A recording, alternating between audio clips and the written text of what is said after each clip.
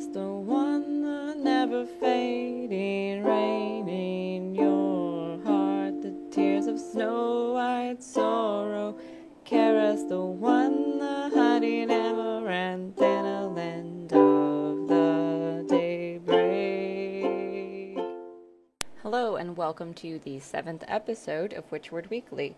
Today, your hosts are myself, Margaret Pastuke, and Jaxus Thistleglade. Hello everyone, this is Jaxus Thistleglade reporting to you live from K3 in the Storm Peaks for Witchworld Weekly, where I'll be bringing some of this week's news to you, even despite the 5 degrees below absolute zero that it actually is. Upon reflection, reporting to you on the cusp of winter from someplace in Northern was a very poor idea on this reporter's behalf. I've been seeing a few posters around Stormwind advertising for this event, and I thought I'd share. It's a longsword class, a class in Stormwind near Olivia's Pond at 6 p.m. on November 19th. Will be hosted by the White Sigil. The contents of class will be featuring the practical use of the longsword. There will be a brief lecture followed by hands-on training. Optional sparring will be taking place directly after, and first aid will be on hand in the event of accidental injury. A brazen daylight attack was perpetrated upon the crew of the Bloody Dawn just steps away from the entrance of the Blue Recluse. Several arrows were fired from a location atop adjacent building from a sniper who was later identified as a Kaldoroi named Destin. When Vian, the victim of the attack, was questioned, he had no idea why he would be the target. Both him and his wife were severely injured, and his hippogriff was sadly slain during the onslaught of explosive arrows. Many are questioning the motive of Destin and are currently working to track down the assailant. Farah Grace Conley is the eldest daughter of Marquess Conley. She grew up in Northshire, submerged in Doctrine of the Light, but was never very good at it, nor was she interested. She left home and joined a division of the military called the Green Mile, under the command of Captain Grant. She was very good at what she did and was even trusted to lead a few missions. She was put in charge of a warlock apprentice that was to be a spy in the Twilight's Hammer. She was his handler, giving him supplies, and he gave her information in return.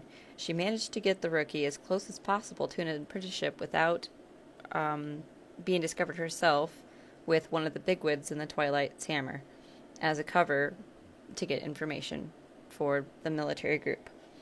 The military group did not take warlocks, so this man was brought in to gather info as an outside source.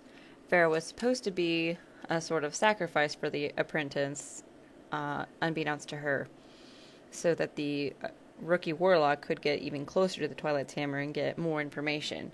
However, the rookie did hand her over to the Twilight's Hammer basically on a silver platter. The deal was that Farah was to be sacrificed and quietly forgotten as one of the many martyrs of the Alliance. She was tortured and questioned, but answered nothing. Once they had finished, she was given to a demon, so she was essentially sacrificed twice. She was kept captive for what seemed like years. She's told she was discovered during a raid in a dark room, banging her head against a wall. She is very broken up about this. She wants her story to be told.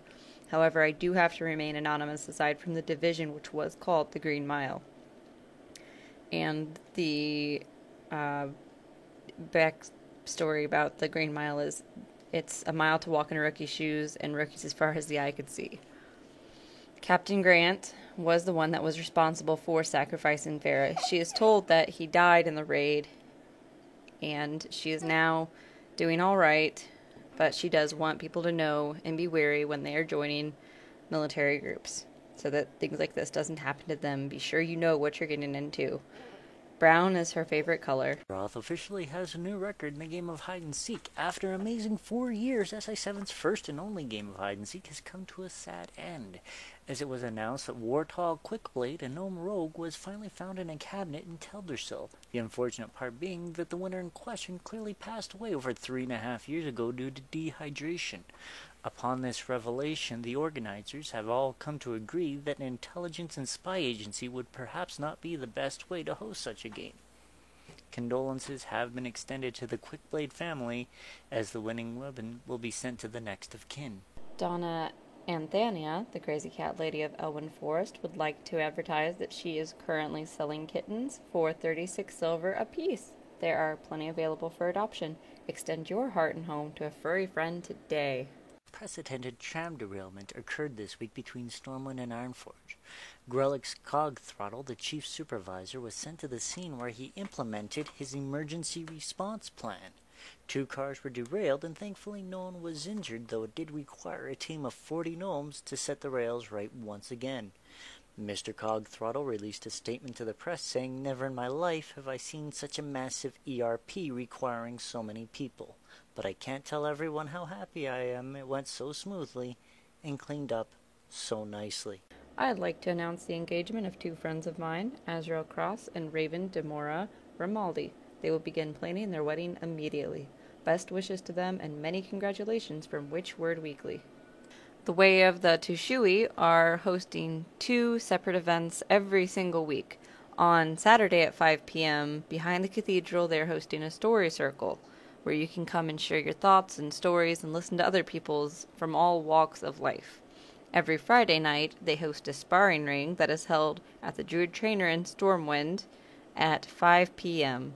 Blazer Ramsey Jr., the Argent Commander and the Commander of Grand Alliance Military. His nicknames are Snarglefish, Blade, and Wolfman.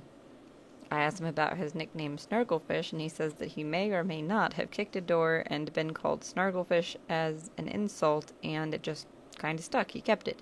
He is from Redridge Mountains, and all of his known family is deceased. He is currently married and has 4 children.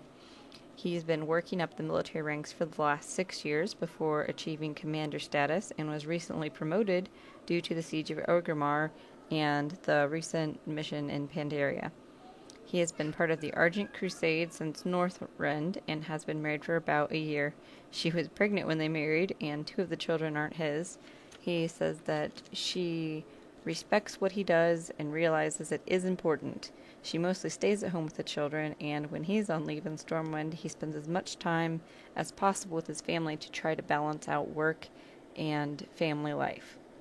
He says he wants the half-orc to know that if he ever sees you in Stormwind again, he will kill you. Every Wednesday at 8 p.m. at the Blue Recluse, I am hosting viewing parties. Any of you that wish to join me for these viewing parties is welcome.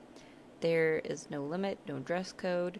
Just show up, watch a show with me, and then we discuss it afterwards. If you have any critiques, ideas, or comments, concerns about the show, I'm open to hear them then and change or add anything that you suggest.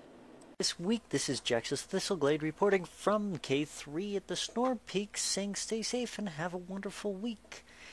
Before I go, if you or anyone you know has any stories, interesting people to interview, or even places you'd like us to highlight, please contact me, care of Jaxus, Jaixas, in Stormwind.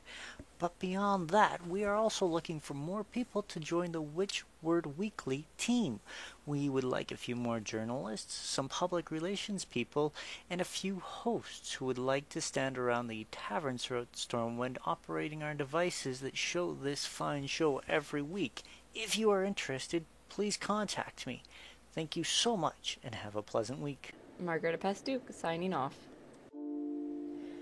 Karis, the one, the never fading rain in your heart, the tears of snow-white sorrow. Karis, the one, the hiding amaranth in a land